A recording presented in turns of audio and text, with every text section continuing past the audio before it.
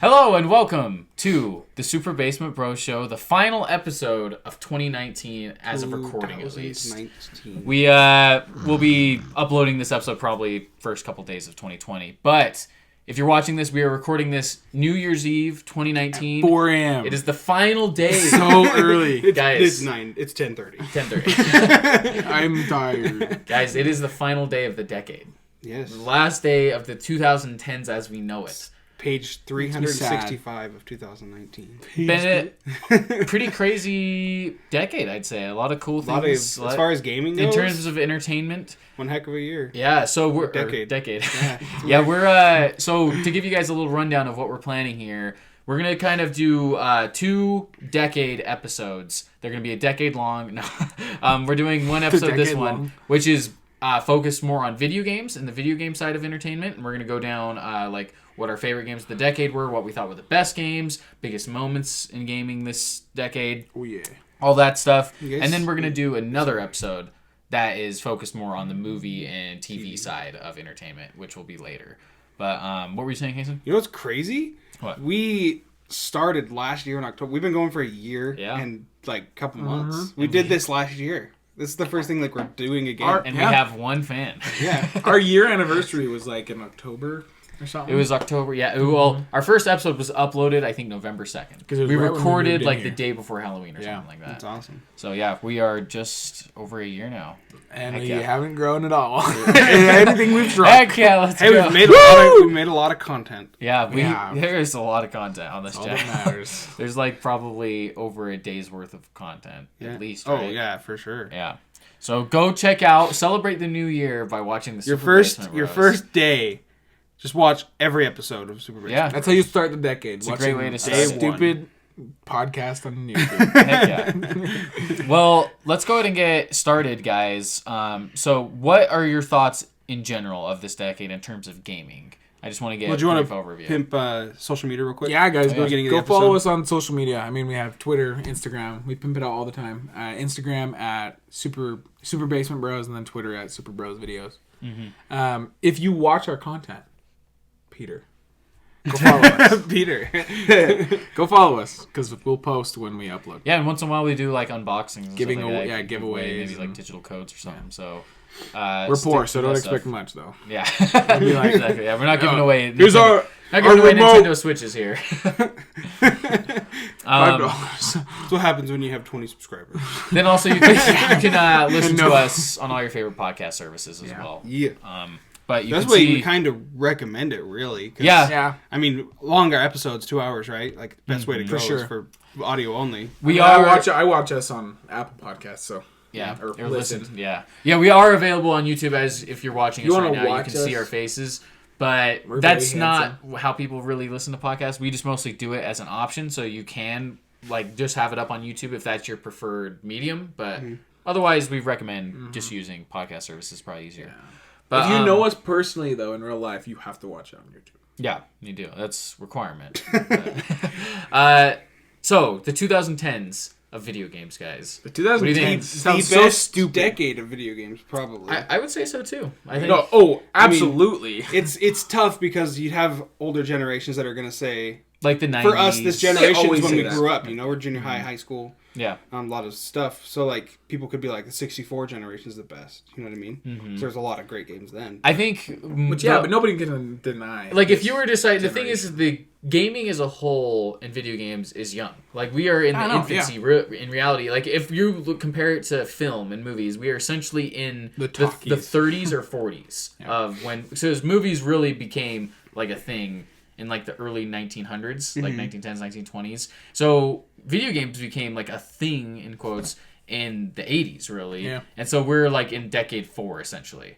Like, which is the 1940s equivalent of movies, which is crazy to think about. Yeah. Like, there's still They're just so getting much out of farther the to go. talkies and they're actually Yeah, giving like films. Like, in color is starting. Which is exactly what's happening with gaming. I mean, we're getting games like Death Stranding, where it's like a movie, And God we're of War with amazing storylines. getting stuff to VR. Like, who would have thought that this would be the generation where we literally are playing games with that mask in front of our face? Oh yeah. Well, exploring worlds that did way. you ever think you'd get to a point with a game where it's got as good of a storyline as a movie? potentially, you know, like or better, yeah, exactly. Cases, most of the time. I mean, we have movie makers making games. George Yeah. R.R. Martin making a video game soon. Yeah, I mean, he's a writer, but yeah. What I mean is he wrote for films and TV shows. Well, and we're getting, like, we've reached this point in games where we're also getting A-list actors who are taking video games seriously. People like Mads Mikkelsen, Keanu Reeves. Yeah, Keanu Reeves is, like, a main character of Cyberpunk, which is crazy.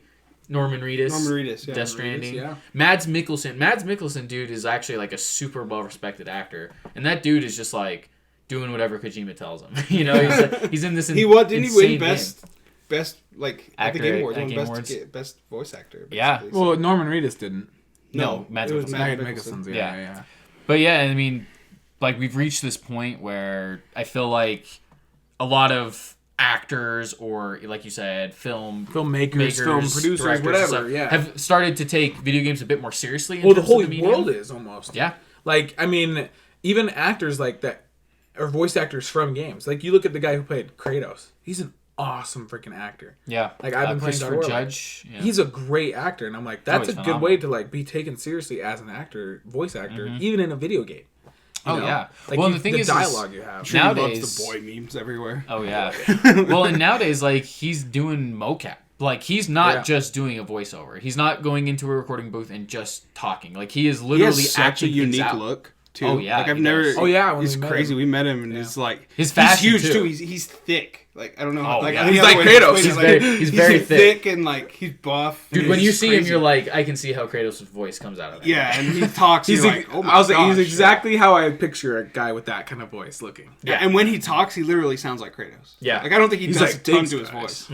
It's crazy. Well, and as we've seen with stuff like The Last of Us, I mean, they were doing it before The Last of Us, but I think The Last of Us kind of popularized the whole getting in the mocap suit and acting out every scene. Like, I'm sure you guys have seen behind the scenes stuff of Troy Baker, like, acting out the scene where his daughter dies and stuff, you know, and like holding her. Like, I saw this clip of him doing it in the mocap suit, you know, like with all the little balls all attached to him. And he's like, he legit is crying. Like, he's acting it out like as if it was in real life. It's so impressive. Like, today's technology has pushed the medium so far. When you think about it, like, I think now we're video heading games, into 2020s too. Yeah. If I'm honest, I think video games and movies are coming closer than ever. Because you think about movies now, like Endgame, they're in mocap suits almost 90% of the movie. Star Wars, like, most of it's CGI. They'll kind of just blend together, you know? Like, the acting and the way they make them is very similar. You know, of course, video games self-controlled, but, like, other than that, like, we're getting to where their quality, you know, and it is just as good. Well, and the thing is like, I think for some people, for some reason, like, think that games need to be like movies or movies need to be like games in order for them to be good. They can be separate. They can be their total. Well, what I mean is, as far as like being taken seriously. Yeah, in terms of taken seriously, for sure. Well, and like professionalism, like the way games are treated now is very professional. It's not so much like, oh, you know, let's just wing it and it'll come out when it does. And you didn't get that, Siri? You don't get video games. You don't understand. Did you guys? Sorry, go ahead. No, you. Did you guys hear Xbox when they released their the kind of the specs got released for the next consoles? No, I heard kind of about it, but I didn't look into it. Basically there's the consoles nowadays have like 1 teraflop of something like RAM or something. Yeah. The new consoles, so PlayStation's rumored to have a 9.4 teraflop, and then Xbox is rumored to have a 12.4. Wow. So it's literally like 5 times better. That's crazy. I don't even know what it means, but it's like the numbers as far as stats go, it's like holy crap. Well, I have seen people comparing it to like you can get like the basic PCs that you'll buy that aren't like build yourself. It's like equivalent to that, like as far as power. It's gonna be cool to see that, you know, the consoles are gonna be launching on a new decade, 2020, which is cool. I wonder how radically different it'll be, because over every generation, the technical leap gets less and less, because we've started to get closer to slow to down. Like, it was pretty big with the 360 to the Xbox One. Well, technology in general jumped super like fast. This whole decade, technology was just like, you know, we got like iPhone 1, and then it just like skyrocketed from there. We got touchscreens and So you think about it, we're starting to slow down a little bit. Like, there's not so much technology. Because now you're going to go from where you're kind of playing in 4K to like actually...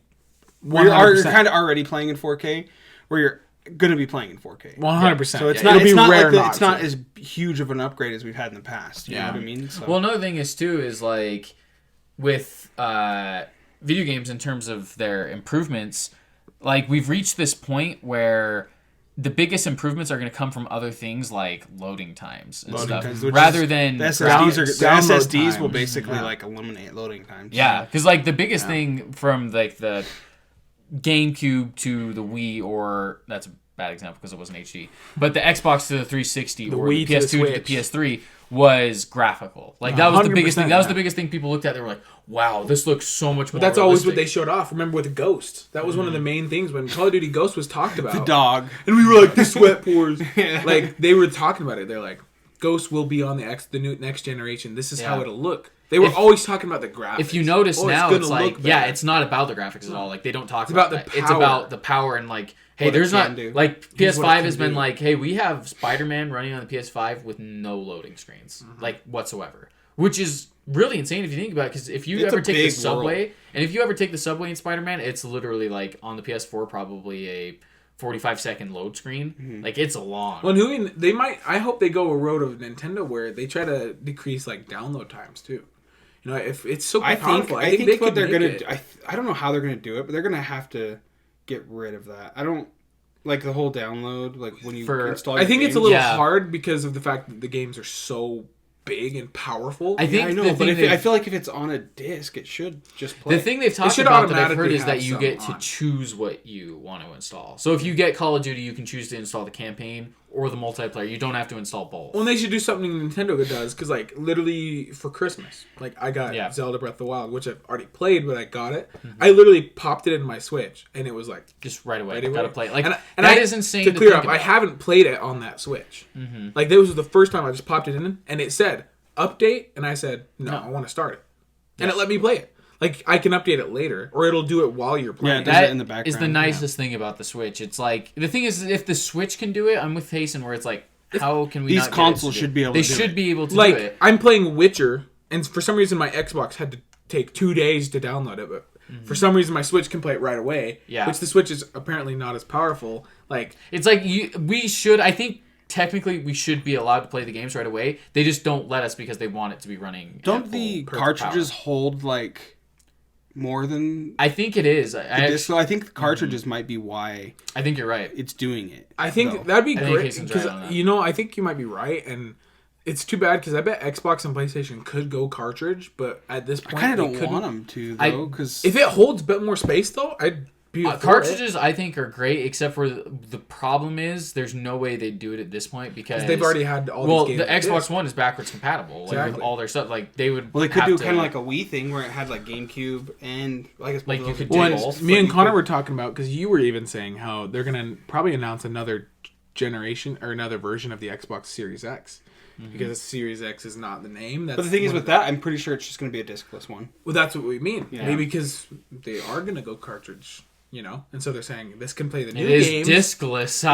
It's so small too. It's crazy. Imagine what a big cartridge. It could have the whole game. Like, and I think CD, to have your games on CD, even like Blu-ray, I feel like that's something that's of the past now. Like, digital and like cartridge could be the way of the future. You know, it's interesting. I mean, always have a disc. Always have a disc spot though, because Xbox's main thing, I guarantee you, is going to be everything's backwards compatible. Yeah, I bet it is too. That's why it's so big. And PlayStation's going to too. Oh yeah, that leaked this week. I mean, we'll see if they have like PS3. That's what they do. Really? They have the console has 4 different modes to play all 4 generations. That'd be perfect. See, that would be awesome, 1, 2, 3, and 4. It should same thing. And apparently Xbox does too. I'll 100% believe it when I see it from PlayStation. Just because like they've been so bad. They've been very stubborn about that. Yeah, like that PlayStation just does not. Well, and I think that's something that should be at this point. That should be default, because we're getting to the point in technology where it's like, how is that not possible? It is a weird thing that over the last 30 years, you've essentially known, if I buy a new console, I can't play my old games. Like, Nintendo is one of the few consoles that's been really good about that. Besides now, but like up until the Wii U, Virtual Console, everything. Well, and the Wii U can play Wii games. The Wii could play GameCube games. You know, it's like really up until that point, like Nintendo was pretty good about backwards compatibility. And they had the Virtual Console where they had those games that you can't put a cartridge on our Wii, but you can play it on virtual console. Yeah. Let's go ahead and move back to the decade as a whole with video games, though. Instead of looking forward, let's look a little bit back now. Yeah. So to start this decade in 2010, we were still on the 360 and PS3. Isn't that a little weird to think? And the Wii. It's crazy. Our first next-gen console launch this generation was 2012, actually, with the Wii U. And then we went into 2013 with the Xbox One and PS4. Which big year. That week was insane because I think it was PS4 launched that weekend, and then it was Xbox One the next weekend. We had a lot of looking back, games. I think that was a big mistake by Xbox to let PlayStation launch first. They don't do that anymore now, too. Like, that's Xbox 360 you're talking about, right? Or no, that was Xbox One. Oh, really? Yeah, they launched a week after PS4. They at least should launch same week. Not like next week. I'm surprised. Or I didn't know that was even like a couple months in between, because a lot of big games will do that too, where like a game will launch and then another game won't launch, 3 weeks from then. Yeah. Or something. Yikes, dude. Yeah, like they gotta coordinate that better because that could be detrimental to either of the companies if one releases first. The thing is, the problem Xbox seems like they're with this next generation coming up. It feels like they're trying to get ahead of everyone. Yeah. But I feel like PlayStation's just gonna follow up and be like, we're releasing a week before. Well, if I'm honest, like PlayStation has its fanboys now, and they've kind of dedicated themselves because PS4 has had a longer lifespan, and so they've gotten to just be like, oh, PlayStation's. That's one thing about this generation is so they might not give the Xbox one of the longer generations actually. Has it? 2013. By the time the next console launch, it'll have been 7 years. Like, if I'm honest, I think it'll be the last longer. generation was 6 years, right? Let's see, the 360 is actually last gen was longer because it was 2006 to 2013. That's a long one. That's I think like they'll only get longer almost, though. Because, like, the less technological advances. I think Xbox Series X and PS5 might be for the whole decade.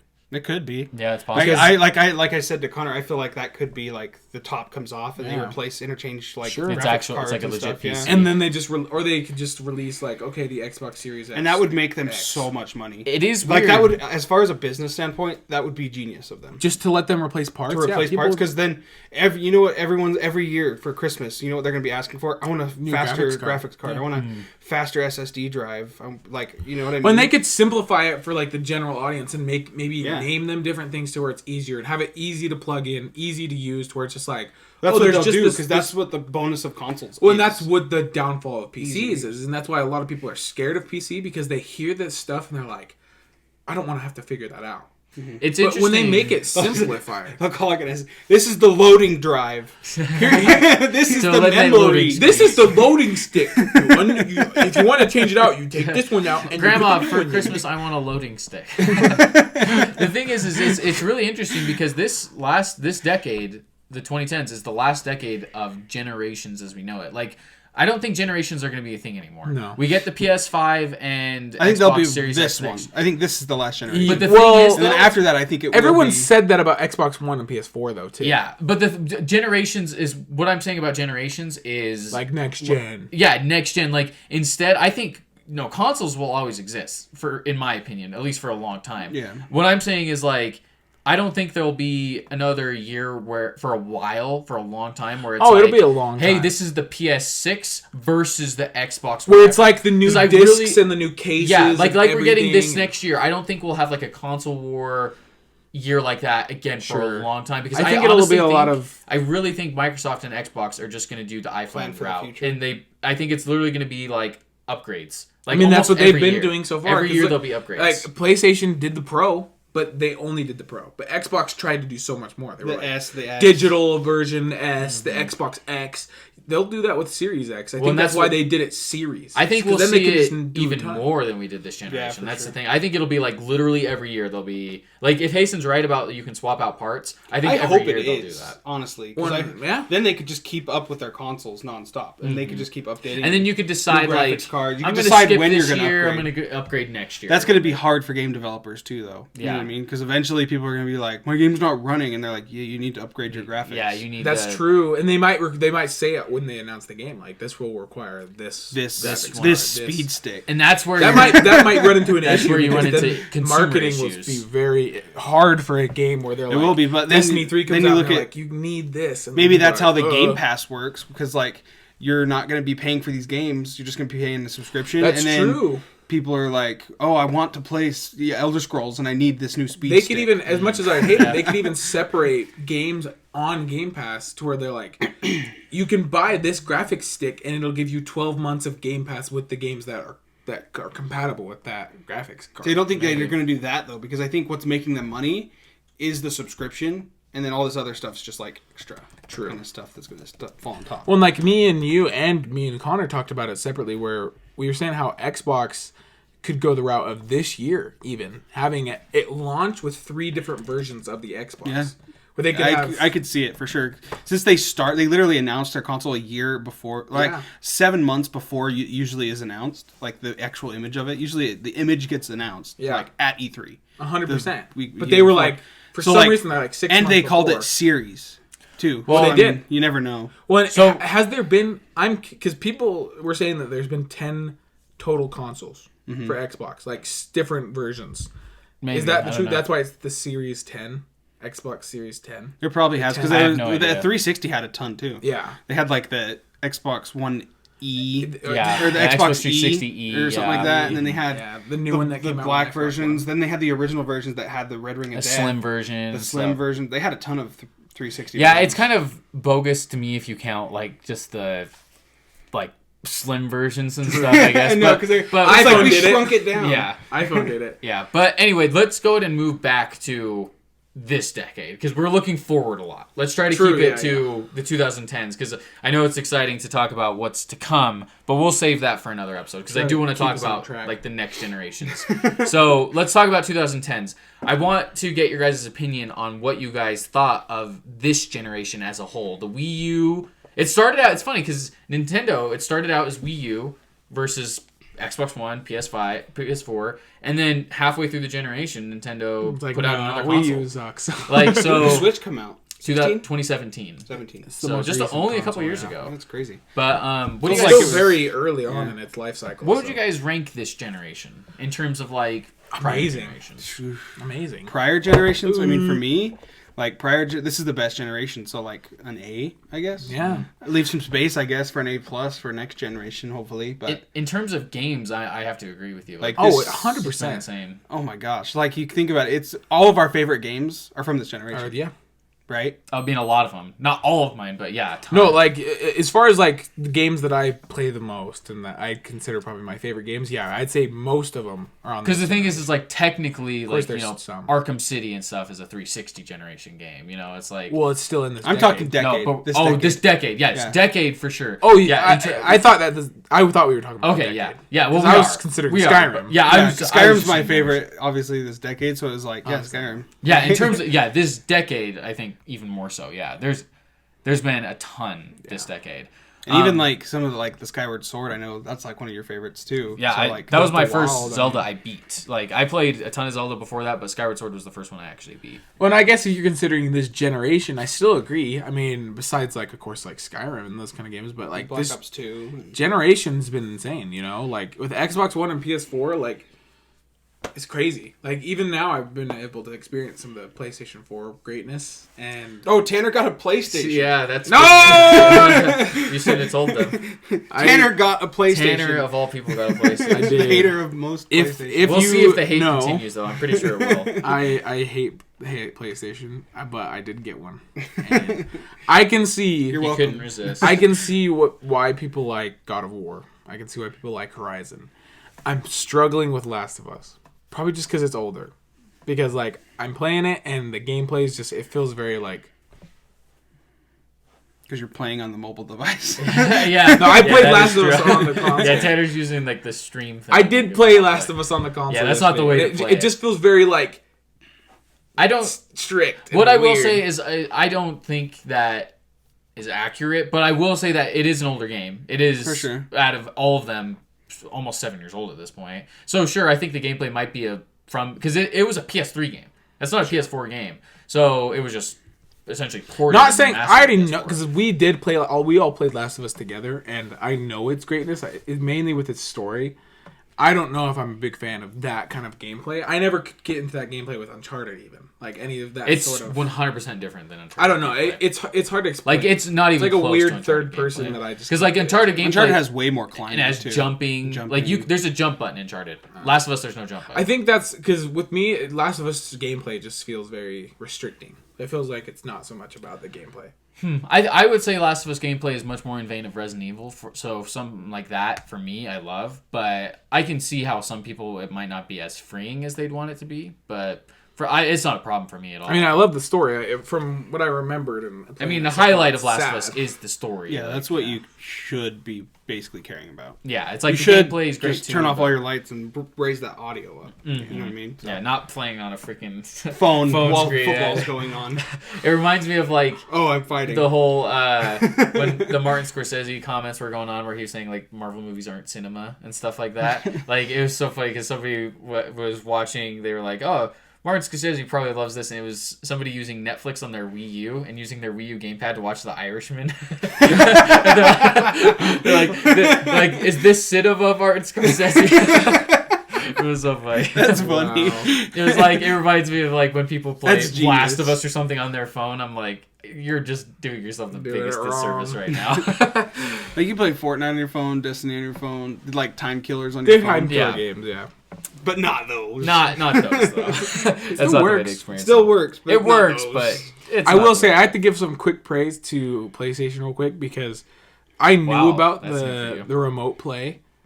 And I remember Connor told me one time, he's like, I tried it out, but it wasn't good. It was probably you tried it out before they updated it, because Asim said it was when they first. I literally tried it like when it was first launched. Like literally, and I wasn't expecting much. I got it because I'm like, I know they have this, and I love it. If xCloud does have some competition to compete with, because I played it and I've yet to have like a serious issue. They're a little different though in terms of like. Well, sure. PlayStation's just streaming your actual PlayStation. Yeah, like, I can do xCloud stuff anywhere, and it doesn't even turn on my Xbox. Sure, like it's purely streamed.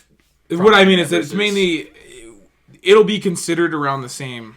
Like people will consider it around the same thing. Maybe I think they're a little different. I think PlayStation's working on their own kind of thing, aren't they? We'll see. I mean, they have PlayStation is honestly pretty. I think they'll just go off of this remote play because, like, honestly, like it's probably pretty similar. Like you just get to play your games on the go. Xbox has been very open with what they're doing versus PlayStation has been very quiet. So it's always been that way, though. Yeah, I mean, not always, but I mean, Xbox is probably. Always, it's what I mean is Xbox is always open about like we don't want to do VR. We're not doing this. We'll do this, but we don't want to do this. Yeah. It's probably for the best that Xbox is doing that because they're getting ahead of the messaging. So it's not like people aren't Xbox One launch where they're like, hey, this is your movie player. You don't play video games on this. You only play Call of Duty and Madden. People don't have false expectations with an Xbox because then they're like, I know what I'm getting. Like, they didn't say, I'm not like, oh, is it going to have VR? No, it's not. So we also, on top of that, this is the first decade of VR as we know it, virtual reality. I mean, there's been like tests and stuff like that before, but nothing like in a consumer sense where you could actually go virtual out and buy PlayStation where you can get it for like $200. Yeah, exactly. Like a consumer level VR commercial system. Yeah. What are your guys' thoughts of VR so far? I've only experienced it. I think it's weak right now. I think so. I think it will be strong. Like I think it's going to be crazy in the future, where it's like kind of like just like glasses you put on, basically. Right. And instead of this huge thing, like the kind of like the Oculus Quest, right? Yeah. It's going to be like that, but way smaller. But smaller. So it's not like 3 feet off of your face. The Oculus Quest is insane, dude. Yeah, like, I'm excited to play it, and it'll have more power. You know what I mean? And it's not going to be where you see like part of like the black on the side. It's going to be like you're in fully immersed. I will say, I'm not going to lie, I think that we will get to the point where it's close to like a Ready Player One. I mean, that's the future. It could be. Because technology just keeps advancing. Gaming is a thing, and gaming already consumes lives. They're going to do that more and more. You're going to get a game like World of Warcraft where it's basically a second life in a VR game. They're going to perfect VR to where it doesn't make you sick. You can do it for hours on end, and it's going to be insane. You know what the problem I have with VR is I don't like literally being physical most of the time when I'm playing a game. Because, like, if you're going to play a VR game, you have to move. A lot of times, yeah. Yeah, and I don't want to move. Even just, like, standing. That is a greater issue conversation because like that was a lot of the people's issue with like the Wii back in the day, and that's why the Wii eventually faded off. Like it was super successful right away because it was this hot commodity everyone wanted. It was cool, new and it's but eventually, and it was pretty accurate too. So, but eventually people got tired of the motion controls. Like they didn't want to move anymore. Well, like I'm not gonna lie, like it sounds lazy, but it's more just like when people game, they want to just like relax. That's really what gaming is. And even just standing, it's not fun. But like if you're standing playing games for like hours, it's like no. You want to be able to sit. Yeah, it depends on the game. I mean, there's a couple like PSVR has a couple games that I think are fantastic that I love. And they work completely motionless. Like, you can be 100% still. And one of those, or besides moving your head, I guess. But Astrobot, freaking loved that. It's a great game. Yeah. And that's all, you can just hold the controller. All you have to do is move your head once in a while. It's crazy because, like, I had no idea. It's like with the DS, where you can, like, blow. You, like, blow, and all of a sudden, like, stuff blows on the screen. I'm like... How does that work? Like the mini game where it's like blow the blocks. Oh no, Nintendo still uses that. Yeah, it's freaking hilarious. I don't know how it works. Like it's insane. It's got to be the mic. I think it's the mic, and it just detects like sound or something. Yeah, maybe. But yeah, so Astrobot, great one for if you just want to chill. Even Batman Arkham VR, you can do essentially just sitting down. You can. When I experienced even like Skyrim VR, it's cool. You know, it's the whole of Skyrim in VR. It's kind of complicated to play, but but that's what I mean. Like that's what I love. But yeah, I agree with you that you don't. I hope it's like that'd be so cool if it's like glove controls. Like you have they should bring back the power glove from back then, where it's like you have a power glove and you just open a menu or that's grab. What I'm saying. Well, no, and have you guys seen the tech test that on the YouTube video of the guy doing the glove where he grabs stuff? So there's like a glove that has like tape things on the back of your fingers, and once it grabs something in the game, the things will pull back on your fingers to give you the sensation of grabbing it. So he's playing it's just a simulated like thing because they can't do a whole game, and he grabs a rock and then it pulls back on his fingers, and then he's like, "Whoa, it feels like it," and then it has like texture and everything. You know what they need to do is they need to do like freaking Turbo Man on Jingle All the Way, where you have like these gloves that detect stuff, but then once in a while you're gonna need to press a button for something, and so then you have something in your wrist that shoots out like a joystick thing that you grab onto, or even something like press. I don't know, like maybe you touch two fingers together and it selects. Yeah, like something like that. They could do something. I mean, and they already. And you can have like A, B, C, like A, B, X, Y. Well, yeah, like A, B, X, Y. I haven't necessarily. If you're missing some fingers, you're not going to be able to play this. Well, like warning on the box, like if you're missing ligaments, you're not going to be able to play this. I don't know if your phone can do it, but I know yours can. On iPhone, there's the AR simulators you can do. And they have that stuff. That was like the big thing with the iPhone. Yeah, literally with the AR stuff, it's awesome. Like I tried it out because I was like recommending it. There's an AR menu you can do where you can paint on the iPhone with like the AR, and it literally has you double tap to select something. So like if there's like a menu in front of you, you double tap and then it selects it, and then you can drag it, which is like the HoloLens. Or like you. And another problem I have. They could do that. Yeah. Another problem I have with VR right now is like when you play Beat Saber. Like you sweat. Oh my gosh. So bad. The thing is, that's the other thing why I want that whole the whole faceplate. It's a great game. You're right. It's incredible. But the whole faceplate. That's why I want like contacts or like literally just glasses, so I'm not like drenched in sweat. And my whole thing's all freaking getting like I played Beat Saber a few times, and I played it like with my girlfriend and her dad. And yeah, it is really disgusting after you go really hard and you're sweating like crazy, and then you have to pass off that VR headset. Or you get the second one. And you get it, and it's just pure wet. It's just all wet. It's bad. Because they didn't use like breathable things. No, like it's just like it's supposed to be. Yeah, you are in like a heavy headset. Plus the wire, like my biggest problem with VR. That's why the Quest is so cool. Is wires cannot be a thing with VR. No, especially like it just can't because it's so annoying. Like playing Batman. Batman VR. It was so annoying because I constantly was like turning around and like all of a sudden I'd trip over the cord. Or you could feel it, and you could feel it when you move. Like when you looked at the PlayStation VR, her house right with her dad's. Mm-hmm. Did you notice how many cords are connected to the PlayStation? It's insane. It's literally so many. That's the reason that I kind of want to get rid of my PlayStation VR because there's so many cords. Mm-hmm. It's not even worth insane. Yeah. PSVR is at a very affordable price. I think it has some great games. But yeah, the biggest detriment to it, and one of the biggest things to hold me back from it as of right now, is because I think there'll be improvements, and I just don't want wires. Well, I will admit, like, it's so annoying. I think the problem with VR right now is it's in its infancy. It's definitely like it works, but it doesn't do what it's supposed to. It doesn't make you feel like it's real. Yeah. Like, sure, the visuals and what I mean is like that, like with the cords, you can even feel them when you're moving. It's like you can feel it. Yeah. You know, you're holding like controllers, and you know, there's that lack of like, okay, I know I'm not actually there. Sure. You know, but like you can get the sensation. Like I tell will you say, what, though, you'll still get the sensation amazing, of things like flying. when I first put on the PSVR, the very first time I did, I was actually blown away because I think the first game I put it on with was Astrobot, and I remember being like, holy crap, like I'm in Mario 64 right now. Like this is crazy. Like wherever I look around, this guy moves. Like I can turn around and he's controlling. I'm holding the controller and he's like up here. Like that was really cool. Yeah. But I agree with you that it has a long way to go in terms of like full immersion. Well, especially because I think we're looking at it kind of what's the word? Like with younger eyes in a way where I think there's a possibility one day where, you know, Hasten was mentioning maybe buttons are you press fingers together. I think there's a possibility it'll be one day like Iron Man, where it's straight up like the buttons are right here, A, B, C. Yeah, you like click them like out in, you know, augmented reality. Look at the way technology goes. Like VR has potential to do so many things, not just for gaming. That VR will automatically become a thing of the future for everything.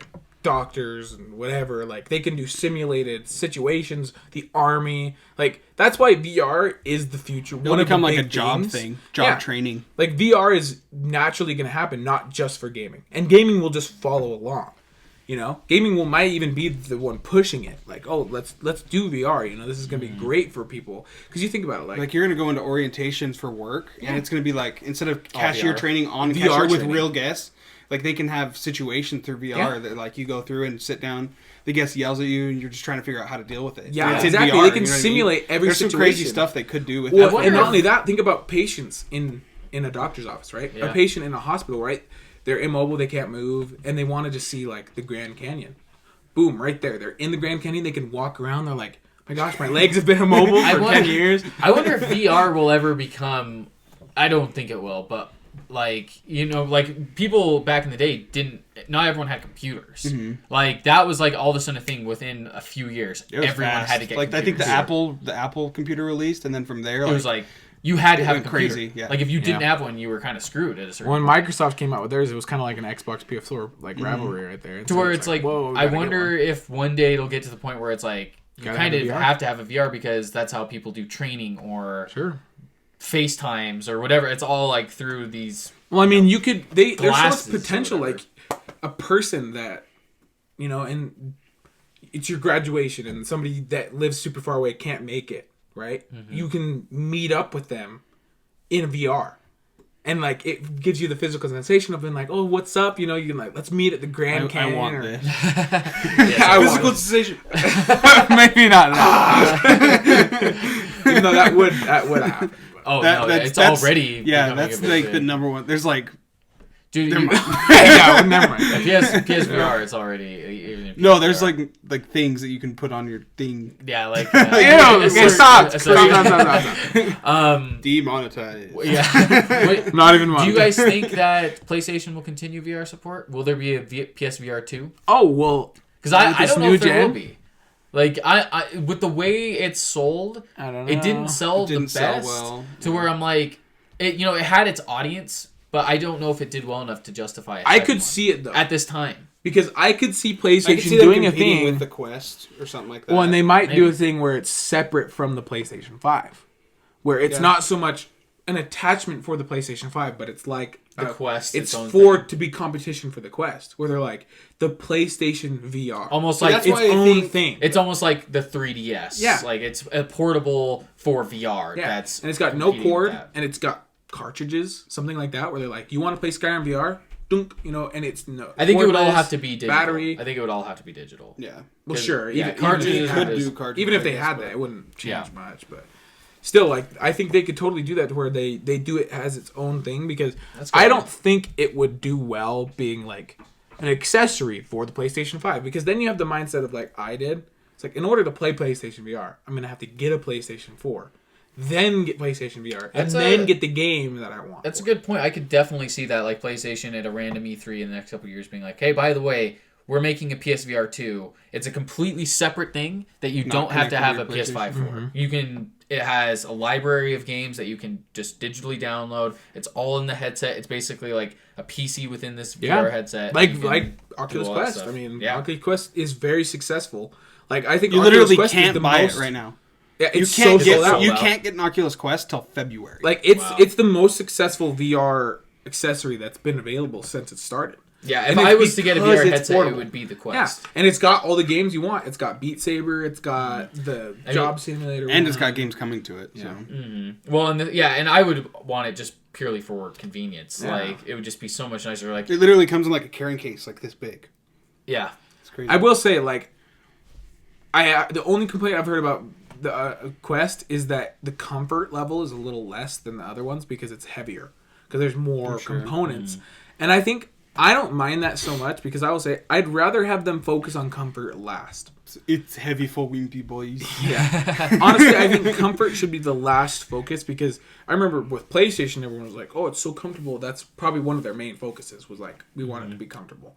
But I think that should be the last focus. Make it as good as you can. I don't think it should be the last focus. No, like because the thing is, like I said, one of the biggest things with PlayStation VR that I hate is that sweat factor. But if you could, but if you could experience the best VR and it was just a little bit uncomfortable, I would do it. No, because the thing you're is, it's gaming for hours. Yeah, exactly. Well, that's the problem. It's like when you wear a headset, you can't wear an uncomfortable. You can't wear that. But Xbox. I'm mainly not talking about like gaming, just experience. The thing is, I have a hard enough time to staying in VR for an extended amount of time, like because I'll get motion sick. Sure. To where if on top of the motion sickness, I was also the thing was just uncomfortable to wear, and I didn't want it on my head. See, motion it would just sickness. Deter me I from think doing that I hope that's something that can get solved because that's the main deterrent for me.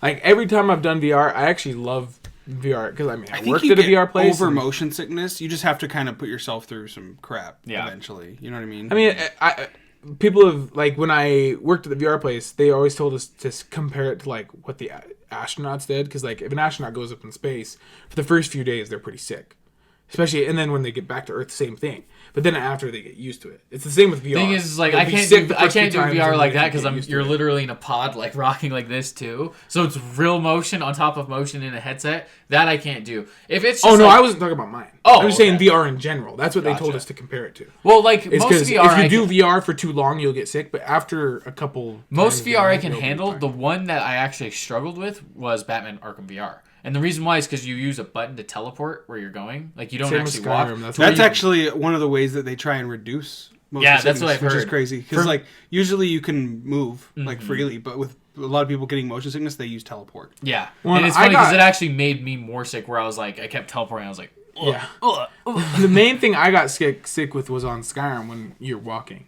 It's because your head naturally, like, bobs, and so I'm playing Skyrim and I'm walking over the mountain to get to Whiterun from Riverwood. But your head's not actually. I'm on the mountain and I'm going and I'm like pretending to run. And I'm like I'm getting so sick because like my head's just going like this. But in real life you're like this. Yeah, but your character, but they want to simulate the running, so your character in the game's like this, but your head's like this. You're like, ugh. There's so many technical things they still have to work out with VR that is unexplored. Yeah. That it's going to be exciting to see what it looks like in 10 years. Like at the end of this next decade. I'm excited to see the conversation we have then to see like where it's. When we've talked about it before, like we used to have pipe dreams when we were younger. Like they could totally do like a full VR suit. They could do a VR room. They could do like tons of stuff where like the whole room, like you. That's kind of what the Void does. Like, but it's like an experience you have to go to. Yeah. Like they could even sell it. Like we should have gone when it was open. I know, dude.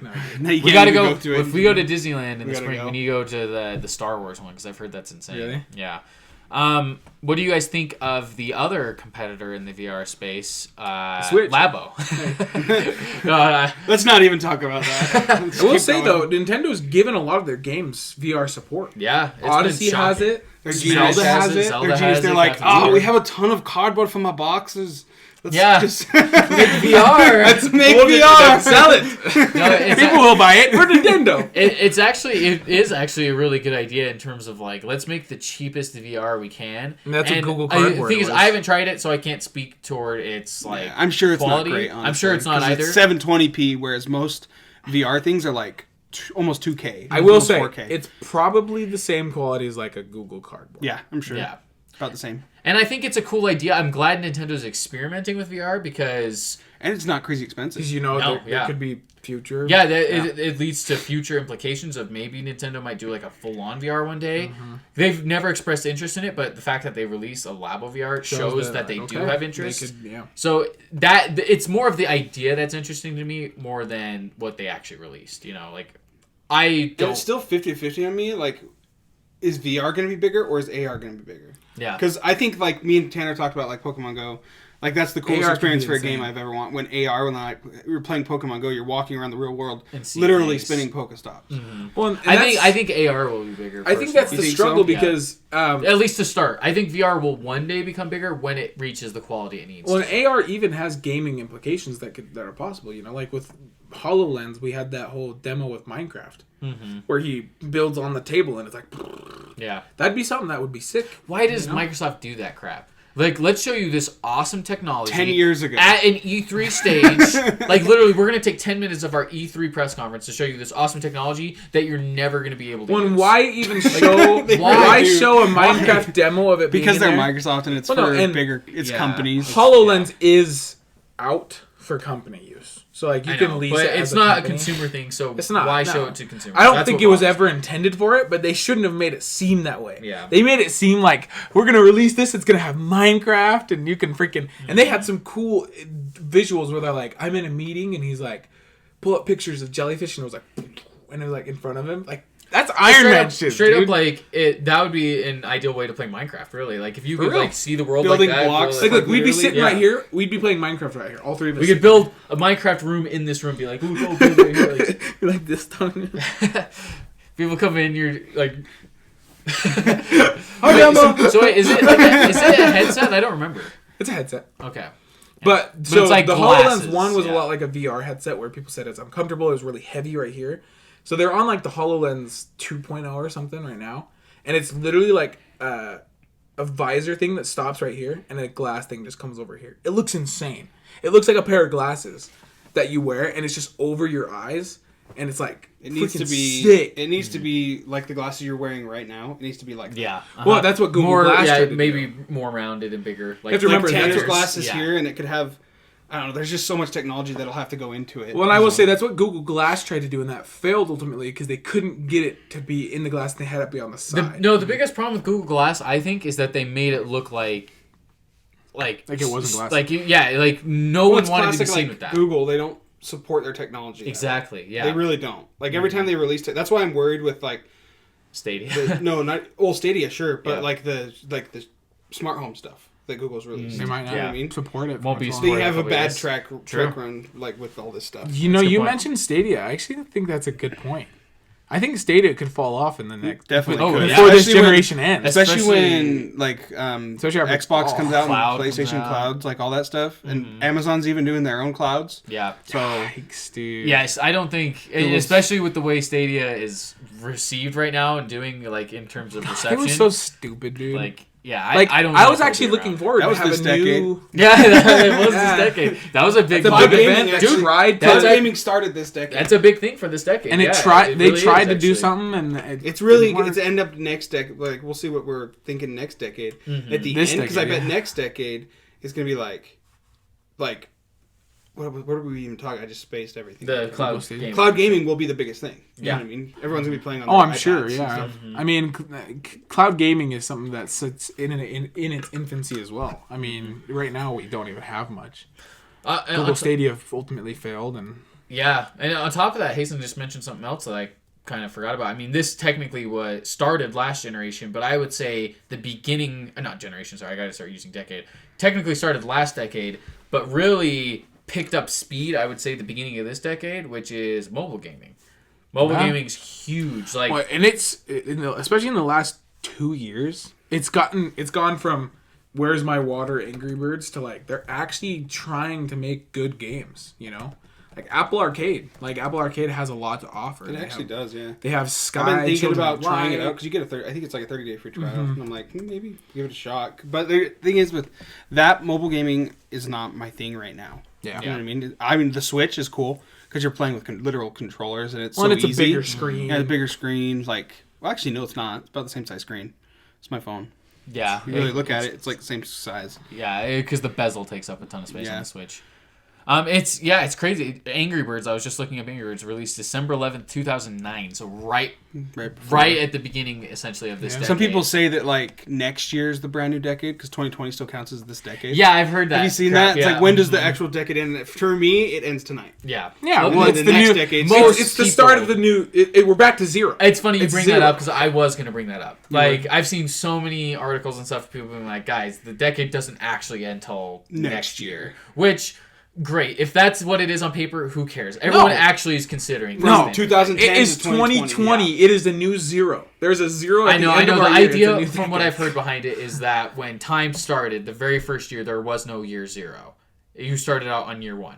There was no year But zero. they didn't. So They didn't count time that way in year one. They didn't start I counting don't know. time like that. Who Is knows? there Yeah. actually like a one? No. So I remember this from school. They didn't start considering the year's number until year 1000.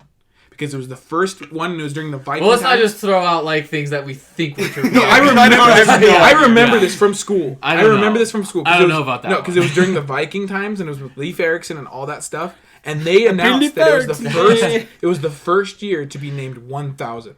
They probably named their year something else before then, like the something age or whatever, you know. But the first year they named it with who a knows? number was year 1000. Who knows? So, the, I mean, the we whole don't really idea know. behind it, though, regardless of you agree with it or not, is that there was no year zero. It started out on year one, so technically, We have to the remember first year too, would like be the 2020. world's been around longer than 2000 years. No, it's just 2020 years. Yeah. So technically, year zero would have been the birth of the Earth. Well, it would have been the Birth of Christ. No, it would have been the death of Christ. Yeah. On your Domini that's when we started counting. At least time. as far as going by, if Christians' time, right? Because you Well, think about we're on Christians' time, What I mean is, essentially. Like- year zero technically would be the birth of Earth.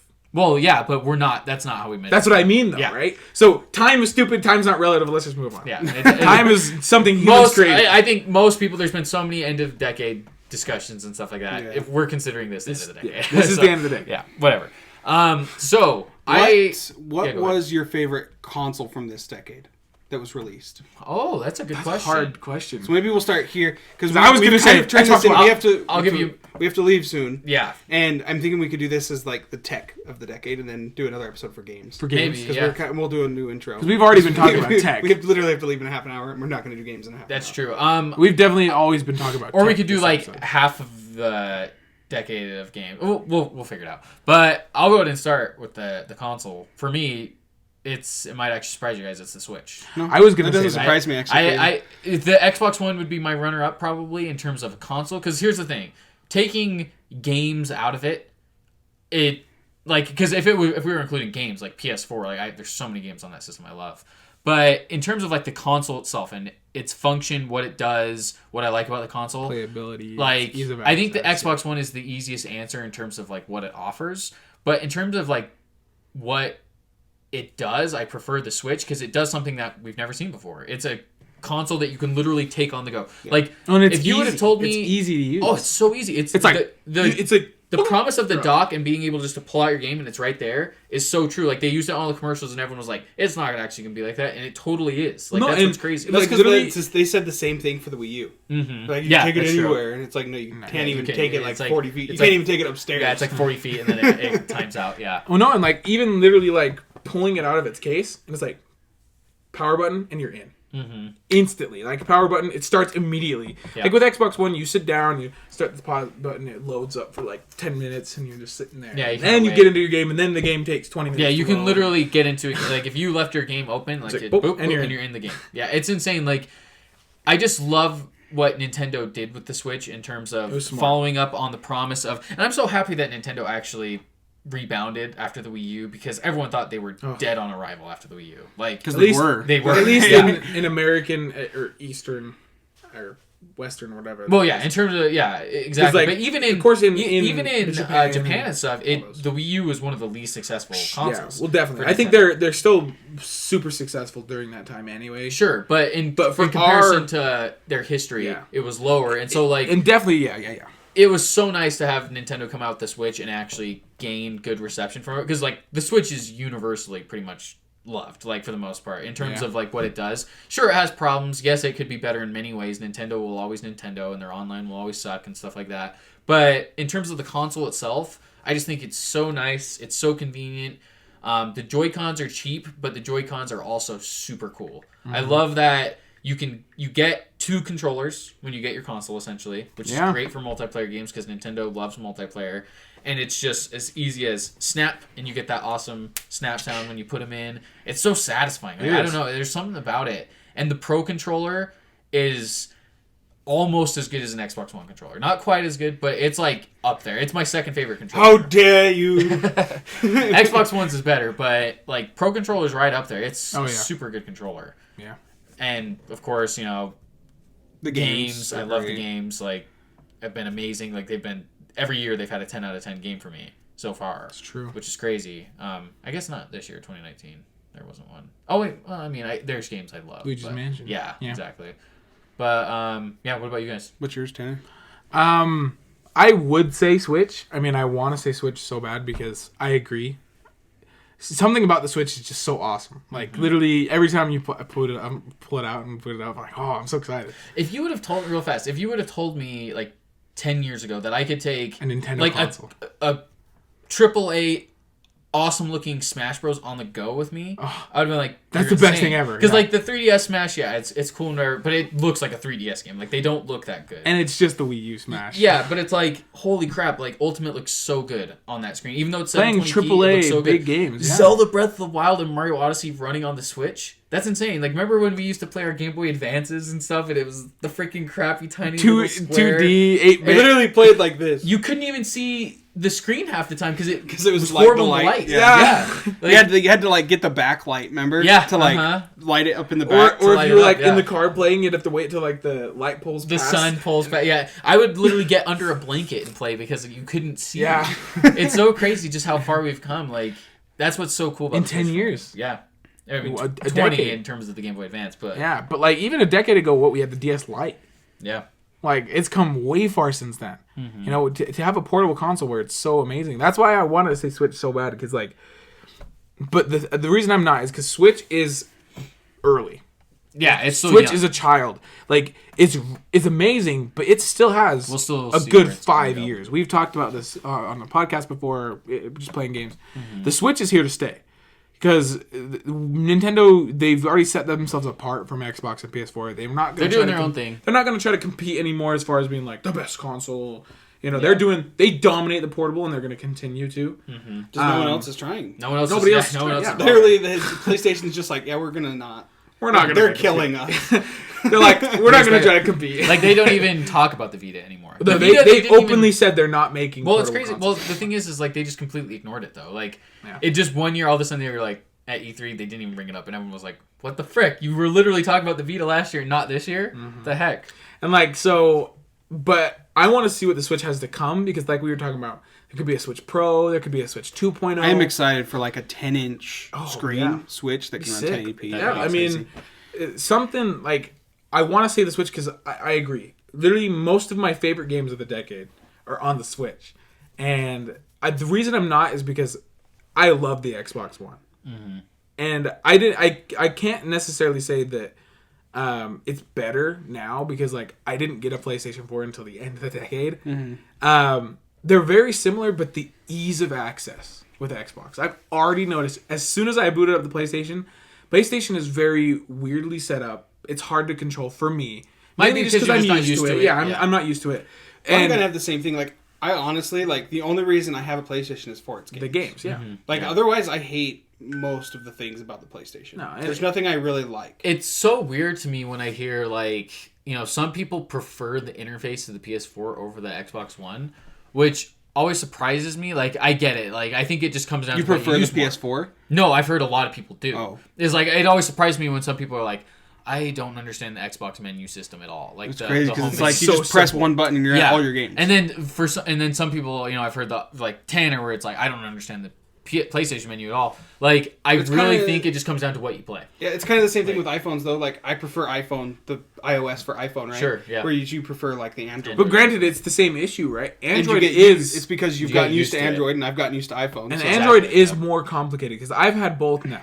I didn't have iPhone until last year. This is my first iPhone I've ever had. Like besides, iPhone is meant to be more simplified. Yeah, exactly. Like Android, I loved Android. I was an Android like all the way. Android is a much more like complicated. It's kind of you make it. Well, it's the PC of phones. Yeah, it's and more iPhone's the Xbox. choice. It's simple. It's just like one button. You got your whole menu. You know, because like even something as stupid as turning off your controller, you have to hold the PlayStation button. Then you get a drop-down menu. Then you have to press devices. Then you get the devices menu. Then you click controller. Then you click the controller thing, and then it brings up your DualShock menu, and then it's like turn off or like rumble. Yeah, it's 4 why button is it presses. so long to just turn off my controller? Yeah, it's 4 button presses versus it's like beep, 2. boop. Well, like It's 2, even Xbox, you know what's great is I hate batteries, but I'm literally playing. I'm like, oh, I can't turn on. Just take out the batteries real quick. It's done. It's over. It's off. I'm literally struggling sitting there with my PlayStation controller. See, for a lot of people, it's the opposite with that though, where it's like how do I people turn it prefer off? the charging. Like I wish. I wish. Oh, no, it had charging. I like agree.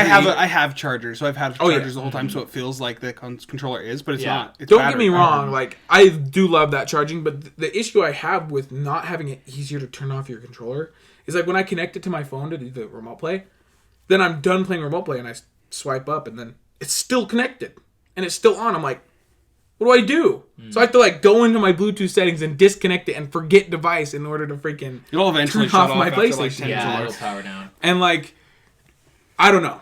From what I've experienced, it's not crazy complicated, but I just don't like it. It's not as easy.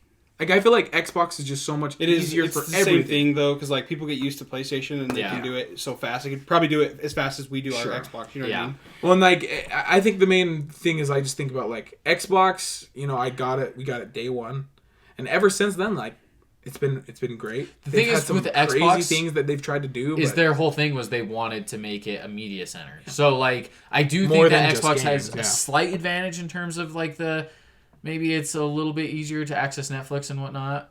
Maybe not. It's probably about the same, honestly. No, I take that back. It is 100% easier on Xbox to access Netflix. Because on PlayStation, you have to click on the TV video menu thing and then go into that, then find Netflix and click on it. Well, yeah, versus that's with what I mean. Xbox, if you had it as a resnap, it's right there. If you have it as a pin, it's right and there. what bothers me is like something as simple as just a Do you not drop pin on down. PlayStation? You can pin, but not apps. It's What's super weird. what's Like, what's apps weird are to in me their own is thing. the home menu button for the PlayStation 4 feels so last gen.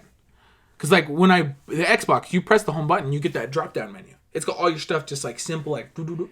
Like when you're on the PlayStation, you press it goes back to the entire home menu. Like, Remember how big? don't you want to see Snap- the home menu? Remember how big the Snap feature was? It was Oh like my half the gosh, screen. Yeah. And then they like Just abandoned They just it. abandoned. They're like, yeah, we're taking Snap away. I No used one's to use using that. it. I used it too. I used it too. I watched YouTube and stuff. Yeah.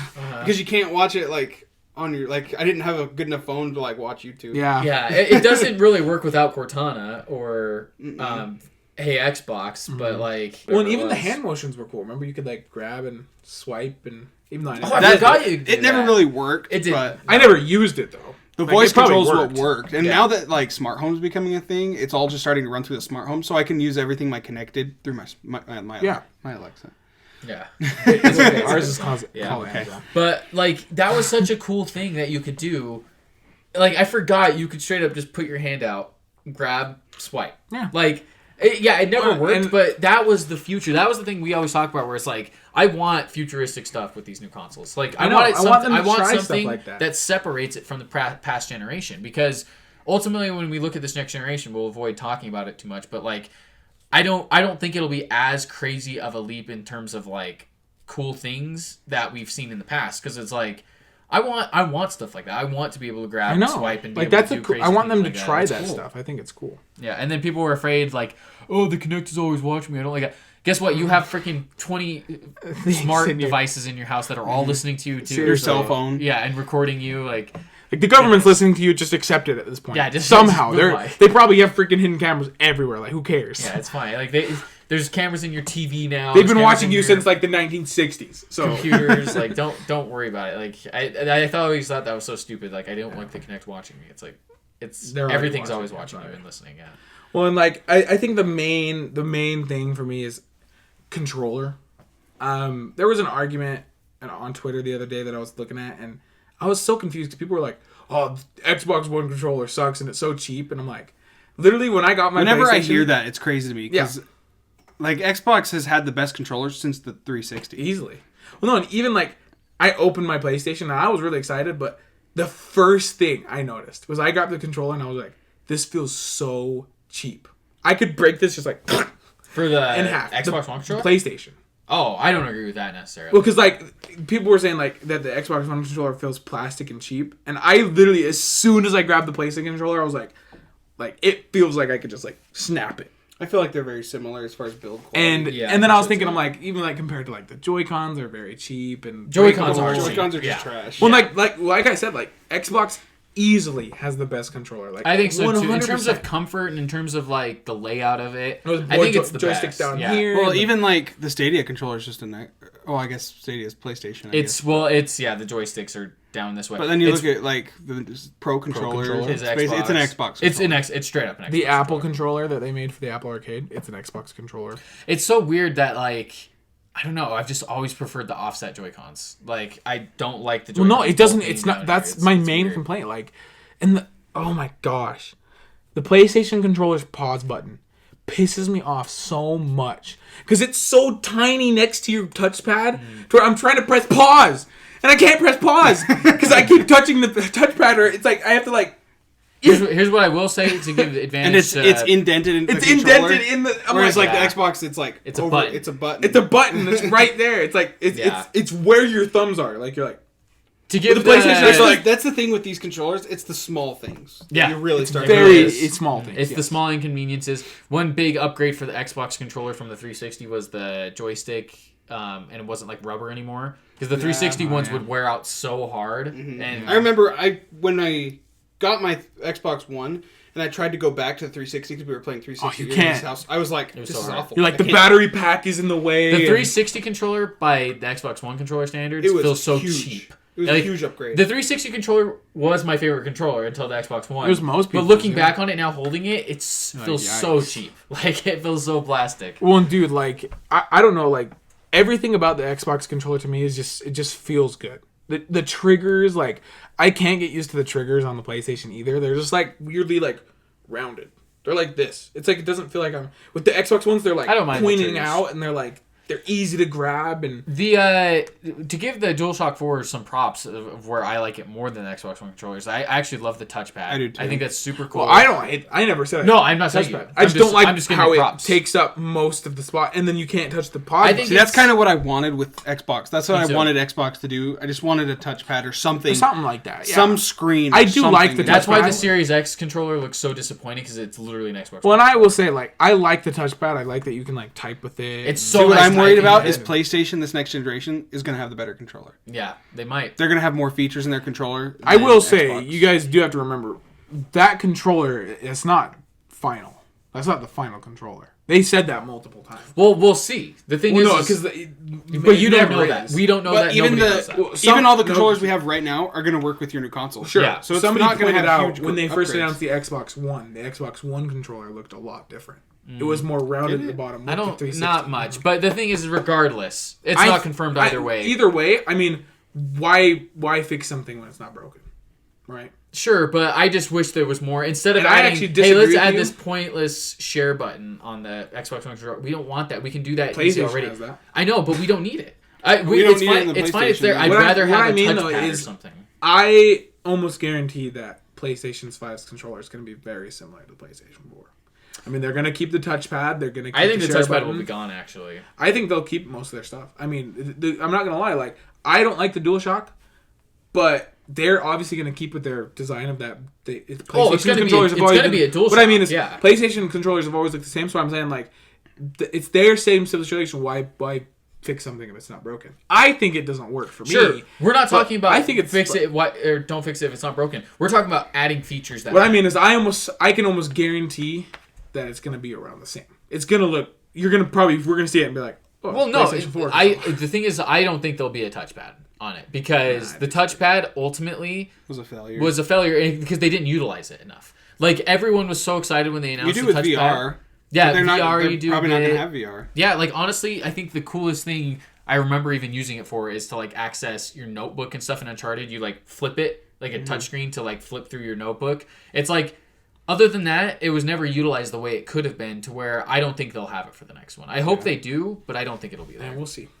But yeah, no, the Xbox One controller is my favorite in terms of just durability, in terms of play style. Well, no, and like that's why I'm happy with the Xbox One X's Series X decision to keep it, because they could ruin it.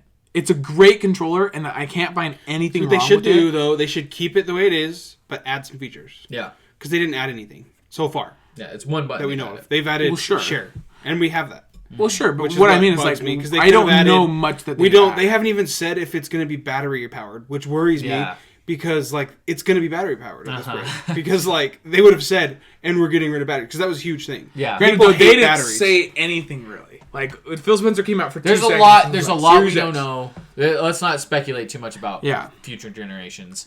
But like, also one thing I like about the DualShock controller is I actually like the light bar. I think it's annoying at times if you're in a dark room and it's blasting, but you can dim it to where I think it's cool. I have no issue with the light bar. I like that it's... I don't think it plays any point in being like, oh, it's an advantage to play. No, it's not. I just think it's cool. Like, if anything, I didn't even notice it. The PlayStation VR uses it, the light bar. Like, the most I saw it do is in God of War when I die, it flashes red. And I'm like, cool. Hasten, what is your favorite console? So at first I thought I was like 360. But that was it released in 2005 because 360 is actually what got me into gaming. But it did last this decade. It did go into this decade. 3 years of this decade. But I'm not going to count it because like I played my favorite game of this decade on the 360. Yeah, Skyrim. My first few games. My first couple games, because Black Ops 2 is probably my They were second. towards the end of the generation. Yeah, they were towards the end of the 360, which Black Ops 2 and Skyrim are probably my top 3. Mm-hmm. But I'm going to go with Xbox One because of default. Like, the Xbox 360 doesn't really count, per se. Yeah, because it didn't launch this generation. I think you could still count it if you really feel like those last 3 years were super strong for it, which I think they actually were. They were, for sure. But it's still in the decade, so. If you look at, like, in terms of, I don't know, just improvements of what this console itself did, like the Xbox One improved on almost every way. It's true. It did. And I played a lot more of my Xbox One than I ever did my 360, probably, just because of time. The time that I had the consoles. Yeah. So I'll go with Xbox One specifically because it's...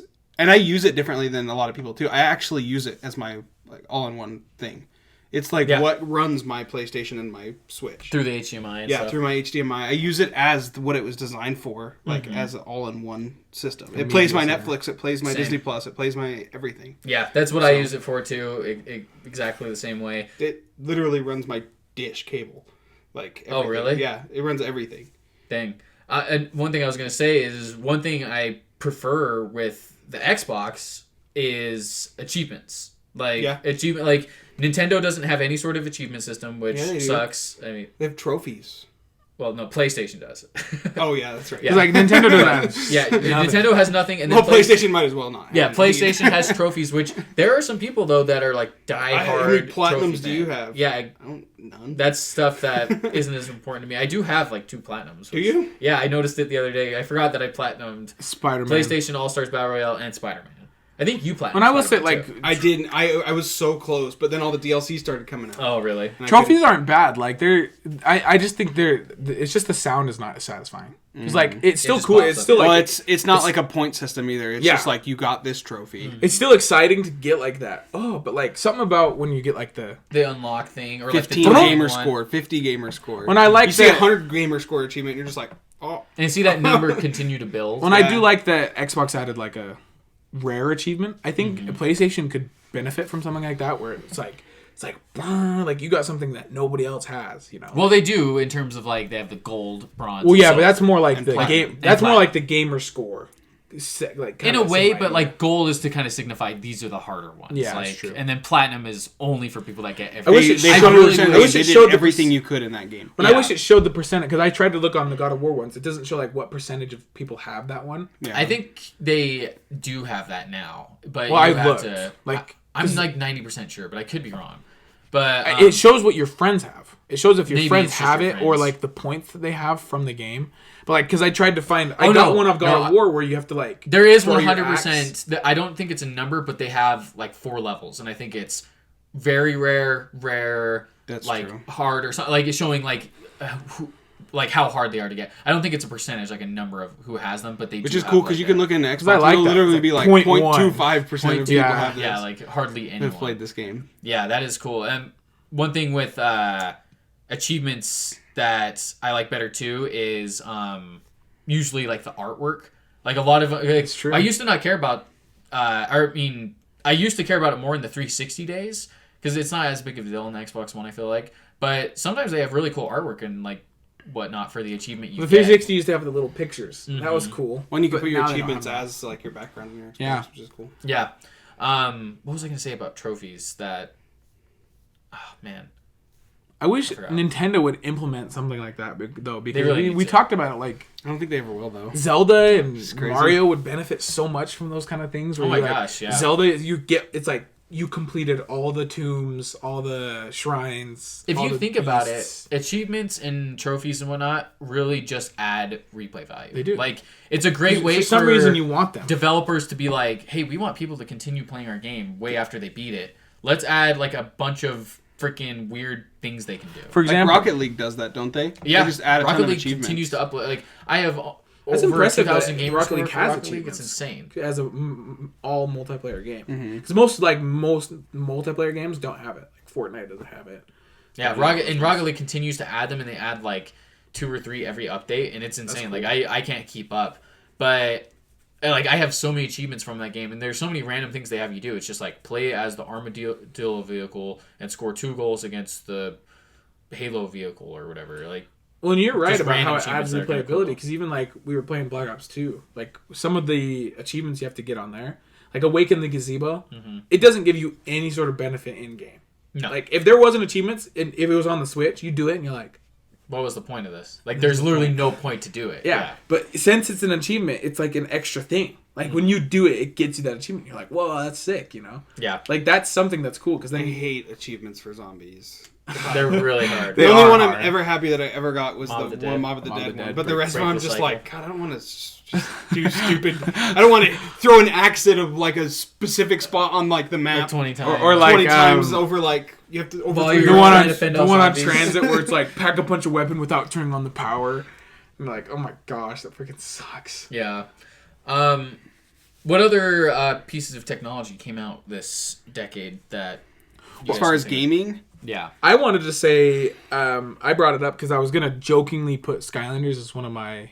It's gonna be in my games. Oh, of the Toys to generation. Life. I was gonna Yeah, say Toys Toys to to Life. Life That's was a a big big thing. Started thing. and died. Started That's- and It ended. started and died in the same Well, decade. I won't say completely died Yeah, because it's not something like 100%. Amiibo still exists. Amiibo still go on. It just evolved into something lesser than it was originally. Toys to Life, that is a great thing to talk about actually, because Toys to Life. When was the first Skylanders? Well, so the first Skylanders was in 2011 with Spyro's Adventure. So It was it's on the been- original generation. When that happened, it Wait, was no. a phenomenon. Oh yeah. Like the Toys to Life whole genre, like it. Skylanders Let me make spawned, It was crazy. Tons There of was other whole games. aisles of and Toys to Life. people would rush to the store when these things came out. Like Skylanders, I think led to Disney Infinity, which led to Amiibo, which led to Lego Dimensions, which led to like Starlink Battle for Atlas. Like so many games. 2011, October 12th. Yeah, Okay. so like literally it started in this because At the beginning when of the decade. Skylanders came out, it was such a unique idea because I even remember going. It was when we would go to Toys R Us with our grandmas every year for our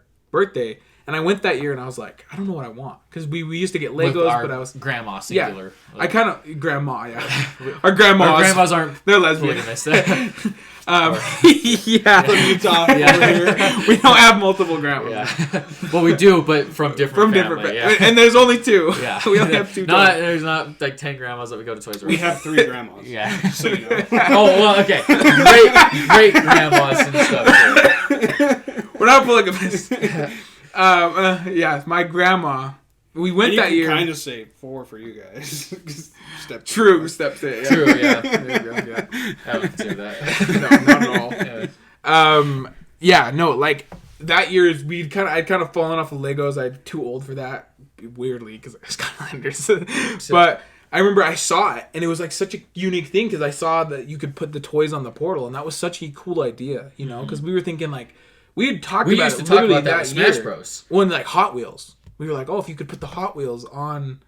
Well, what's even crazier though is like literally back in Melee days when Smash Melee was out on the GameCube, me and Tanner had conversations where like, do you know how cool it'd be if because they had trophies. Actual trophies. They had trophies in Smash Bros. Like you'd collect. I'm like, do you know how cool it'd be if we could get those in real life and you put them on the GameCube where that circle is on the top of the GameCube or whatever, and then you can like play as them. Like that's what we straight up. We always had ideas of like toys to. Yeah, it was crazy. And then one day they did it. Yeah, it was crazy. Shut up.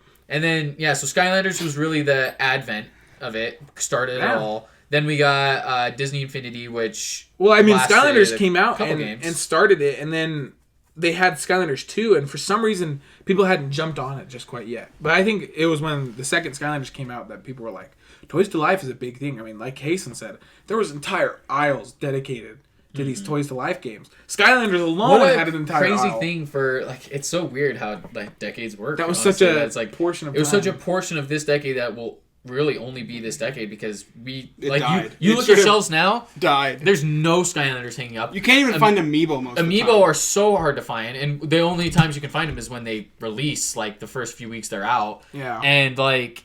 Yeah, Amiibo, the only reason why they're still around is because they're collectibles at this point. Like, people don't even use them in the game. Oh, yeah. Like, straight up, it's like, it's purely just to get Nintendo figures. Well, and it unlocks stuff. Like, Toys to Life, it devolved into something lesser than it was. Yeah. Because I think if Toys to Life ever comes back, it'll be something completely different and not so much like put it on and then you play as that person. You know, because like... Will Toys to Life ever come back, you guys think? I think, yeah. I mean, eventually. I could see something like in the way future, maybe like 20, 30 years, where you put the toy on the portal and it figure actually like, you know, like disappears. No, like a hologram. Like the toy is actually starts talking to you. Hi, Hazel. Like the toy is just like a platform. It's just the trophy base, and you put it on, and all of a sudden like and then like you play on this kind of a little rip-off. They're like $15 for this circle. It's true. For an NFC chip. Get a hologram of. But yeah, I mean, you're right. Toys to Life could never to come back, and I don't think it would affect anything. I think the fastest one to die was Dimensions. Like that. No. It was Starlink. Starlink literally came out and then went on clearance. Yeah, like right away. Dude, I don't know if is Starlink considered because they didn't come out with series. Yeah, it's Toys to Life. But true, it was just the one. Pack. Yeah, they only had the one wave and then it fell. It died on arrival. It came out too late. Way too late. Well, because when they announced it, Toys to Life were still kind of a thing. Like it was announced in you could tell it was going out. And then this thing. Imaginators was the last Toys to Life game because it's funny we were saying how Starlink technically because Skylanders started and ended the Toys to Life because Starlink. It was way too late. Yeah, it was way too late. Because there was technically a game called Light Seekers that came out after Imagine, and it bombed. Literally, when Toys R Us was going out of business, the entire game and all of its toys were still on shelf next to the Skylanders section. Nobody wanted them. They were like 50 cents. And literally, like, the Skylanders section was cleared out, and people were like, $1 for the I think whole GameStop on, like, Black Friday time, like for the holidays, they had the Starlink just like packs you could get literally for 50 cents. And I was like, I was almost tempted to get them just to use as like white elephants. No, like legit though, and it's cool because Skylanders started and ended it like the actual Toys to Life being a thing. And I don't know, because Skylanders did it, and then of course Disney jumped on the bandwagon, which was perfect. Because I thought Disney would be the perfect company to do it. They had all these characters, but Disney Infinity didn't really work out. And then Lego Dimensions was the quickest one that I think what it really was is they got a little bit too money hungry. And there were so many figures that the parents were just like, you're stopping. Yeah. You can't do this. Well, and Disney Interactive went out of business. Because it was a kid's game. Mm-hmm. And you know who's buying these is the parents. And the parents were just like, yes, no. It's too much now. It's too much. Like you can't have every figure. Like, well, and Disney went all out. Like literally Disney went harder than like Dimensions or Skylanders ever did. Like they were literally like, for Disney Infinity 3, we have the Avengers, the Incredibles, the Big Hero 6, the Pirates of the Caribbean, Marvel, and Star Wars. Yeah. Yeah, if Skylanders ever came back or Toys to Life in general, I think they would have to take the approach of less is more. Because like if you look at Amiibo now, when they come out, it's like 1 or 2. Yeah. Per like group or three at the most per wave, and it's like every 3-4 months. You know, so it's like it's bearable, and you can pre-order them all. Like, it's much more easy to get. Well, and they're only like Skylanders, what are they, like $12? How many would they put out? All at once? It was just like. Well, and it's insane because here's 700. Yeah, it's like you can't buy all of them. Like the base Skylanders, which was like not the special ones, were $12. $12. And people are 16 now. The Trap Masters were 16. The Giants were $20 each. 20. Granted, though, it's like a Fortnite skin. Now you think about money, it's weird. True. But like, Toys for Bob was ahead of the game. Yeah, and they're like $20. They knew it was gonna happen. Like to get there's 9 elements, so there's 9 giants. It was $90 to get all the giants, just to experience the game in its fullest. To get all these characters, I looked at it. The value of Skylanders 1 with all the figures, it's $3,000. Skylanders was straight up doing the $3,000. The Fortnite approach before Fortnite came out. Yeah, the microtransactions. I mean, that's where it kind of started. That's where it evolved. But before we wrap the episode, I also want to get like quick opinions on another thing that has become big this generation is like games of service games are huge. What do you guys think of like the games of service model? I love it. I know. Keep it coming. Oh wait, games of. Oh, I thought you were talking. Sorry, I totally spaced. I thought you were talking about like the Netflix style. Oh no! Like I'm talking like Fortnite, Destiny. Oh, like ongoing games. Yeah. Mm-hmm. Oh, okay. Yeah, I like those. I mean, obviously I do. That's a big change that happened this decade that wasn't a thing before. Where games just continue to be that one game. Games can come out not finished and then finish later. Which technically, I think for Tanner's kind of thing, he loves that. Like that's great because like he gets the game and they're going to continually update it. Which technically, but then for us, where it worries me that like Elder Scrolls is going to be like that, they're going to release it unfinished, kind of like Fallout 76, and they're going to release it unfinished and slowly update it. I'm not so much the fan of the game being unfinished and then them fixing it because like when Fortnite came out. Yes, it was in beta, but it was a finished product. Like, it was a good... When Fortnite... We played it when it first came out. And it was the difference with Fortnite is that it was a game before the Battle Royale mode. Sure. But so it was finished, like, literally. Well, yeah, and mainly what I mean is, like, even something like... released. Yeah. Even something like Destiny 2, Destiny 2's release was very strong, and it's a finished game. When Destiny 2 came out, not so much Destiny 1, but Destiny 2 was a finished product, and it's been ongoing, right? The only reason Destiny 2 got flack is because people were like, it's a year later and I'm not satisfied with my content. Almost all these continued games, though, do it, though. Because, like, you look at Fallout 76. True. Anthem. What was some other ones? There's it's tons very, more. Elder Scrolls Online, when it came out, was horrible. Sea of Thieves didn't have any content. No Man's Sky. No Man's Sky was horrible. It is a very big pattern. And now you look at these games and they're common now. They're kind of finished. You know what I mean? Whereas, like, No Man's Sky had a huge update, but you had to buy it. And it was, like, 2 years after launch, right? Well, I will say, like, I agree with that, and... that's not why I'm obviously I don't like the game because there's good ones. There's good ones that do it right. Like I think Destiny 2 launched pretty solid. Pretty solid, yeah. It launched like Destiny 1 at the end of its cycle, basically. Well, and the reason it finished up like it's great. It's great right now. Yeah. It's the best Destiny's ever been. And same thing with Fortnite. Fortnite launched pretty solid and it's good now. But there's these other companies that are just ruining it. Well, what's weird is like with some of these games. Overwatch they come out too. Great. Overwatch launched great and it stayed great. Yeah. So what's weird is like some of these games, what I don't understand is like it really depends on the fans. Because like Destiny 2 is a perfect example compared to Destiny 1. Destiny 1 came out awful, no story, no content. The missions were all the same. Terrible endgame. The thing is, like compared to Anthem, it sounds like it wasn't even that bad. No, it wasn't. Oh no, that's the thing. It's like think about Anthem. It's 2019.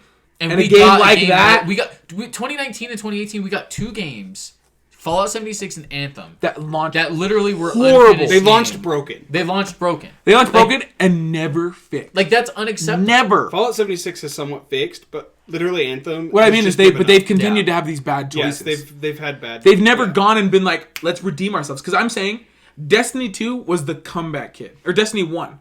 Because Destiny 2 came out, and it was the freaking most hated game. It was awful, but it came back. It was like, okay, let's redeem ourselves. Destiny 2 or Destiny 1? Destiny 1. I feel like Destiny... Oh, yeah, Destiny 1 did come out. Because Destiny 1, when they came out with Taken King, is when it skyrocketed. It became... It did. People were telling people, they're like, please play it. It's good now, I promise. And it was, right? Here's the biggest thing. Like, me and you talked about this recently, Tanner, about Sea of Thieves, is I think what developers need to do from here on out is they just need to be more transparent and be like, here's the thing. Done. Our game is not finished. We are releasing a beta. Call it a beta. We have to Sea of Thieves when it came out should have been called. called. They can't do that. They can't release a beta and sell it for $60. True. Well, no, true, they can't sell it. That's what we were saying. Yeah, don't sell it. Then have it be free to play or $30. Yeah, or $20. Like his like thing you're saying, Sea of Thieves when it came out, Sea of Thieves should have been exclusive as a beta to Game Pass members for the first year until the anniversary update, which was just this year.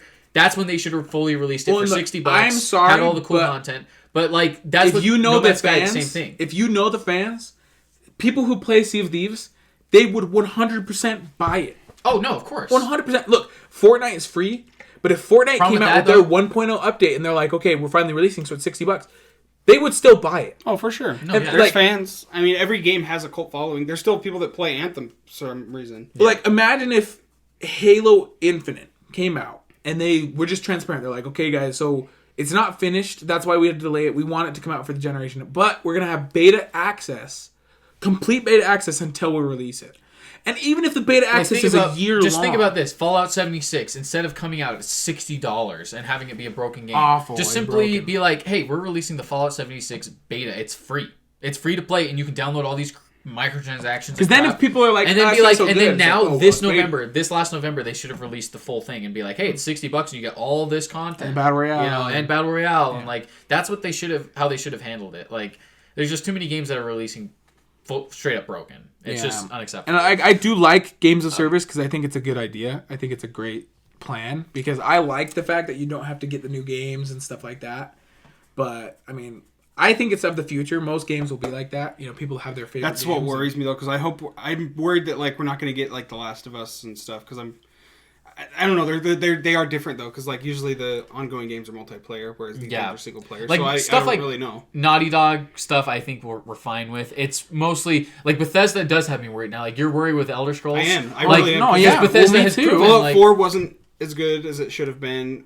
Fallout 76 had some issues. Rage had some issues. Elder Scrolls Online had major issues. It's like that's the thing is scary. Yeah, the thing that gives stuff me like Naughty Dog, I believe in them. They're good. They haven't shown me any reason to worry. But yeah, companies like Bethesda. I mean, but the reason my faith is still in Bethesda a little bit. They've been talking a little lately, but they do have those games were multiplayer focused, and Fallout 4 was not the best received. But yeah, and Rage. At least Bethesda's soft works. We'll see how Doom turns out. That's when I'm not gonna. But even I'm sure Doom will be great. But granted, Bethesda's Softworks is the one who made just Fallout and Skyrim. Real fast, we're gonna wrap this episode because we got to dart out. We're seeing Jumanji. But last question for you guys, real fast. We'll make it quick. What is your guys' next decade hope? Your resolution for the next decade of gaming? Honestly, I want AR like glasses. That would be awesome. That's what I'm most excited for. That's what I want to be a thing. I want, because have you seen the Bose glasses? I think they literally play music through your bone. What the heck? Yeah, so you can't hear anything. And I want those glasses, but with like AR where I can see the time in like the top corner here. Like I literally, that's what I want in technology. And like walk around, play Pokemon Go, and actually see the gym like floating above. That's what I want. That would be crazy. I'm gonna just kind of steal yours. That's a really good one. I actually because I think the technology's there. I just think we need a company that's going to step in and do it and support it and not which I think Google is not. And you know what? I think who's going to do it is I think it's either going to be Apple or Samsung. It's going to be one of those two. Yeah, and I could see being Apple. I could see both of them kind of launching at the same time. But yeah, I hope it's Apple because I have Apple products and it would just work. I think Apple would do it the best, yeah. But I think Samsung could do it too. I don't know. I actually disagree. I don't think it would be Apple. I actually think it would be one of the game. I think it'd be Microsoft or Sony. Like 100%. It's possible, but they don't have as much of a connection to like phones which Microsoft has phones, but the problem is they're not like Samsung or Apple. Microsoft attempted with the HoloLens. And also the thing is we don't want the Google Stadia issue where it's like, oh, this whole thing is blocked by you have to have the Google Pixel. Well, what I mean is like Stadia as of right now. Like it's so stupid. What I mean is like they could release the HoloLens, you know, as a product, a consumer product where it's got that stuff. Yeah. You know, and it's fully functional with all phones. And I want what Hasten wants though, where it's straight up just normal. I want my prescription glasses that I wear. Well, right? Yeah. I mean, I agree. And there's YouTube videos out there where there are companies doing that stuff. It's not like perfect and light. I want it perfected over the next 5 or 6 years. The main issue I've seen that people have is light. when light shines in the glasses, it's the same issue as the Game Boy, right? Because since it's transparent, since it's clear, it's gonna obstruct the view of what. They need to make a feature where you have like a slider or something that dims it to sunglasses or something. Yeah, exactly. And sure. Like something like that. I'm sure someone will figure it out that's smarter than us, but yeah, I agree. I mean, so we all got the same thing. Yeah, I say mine would. I'm be... excited for next consoles, obviously too. You know what I mean? But I mean, that's as far as a life upgrade. That's kind of what I want. Yeah. Mine's the same. I say that I want AR and VR to be more widely accepted and available. Smart home, I think, would be because smart home kind of started this decade too. We gotta wrap this episode. Yeah, smart home started this decade, and that's a whole other thing we could talk about. You know what I mean? We'll save if we think of any more. We'll do it on our games one. We are gonna do this one kind of focused mostly just on technology and consoles from this decade. We're gonna do another episode that is focused more on entertainment side of it, like with. Sorry that we said we're gonna talk about games. Yeah, about sorry we lied, but you can watch part 2 , which we will do. The description will tell you. Yeah, what we're about to just talk about. just read. Disregard the front. Disregard what we talk about. That's not important. All right, we'll see you guys later. Bye.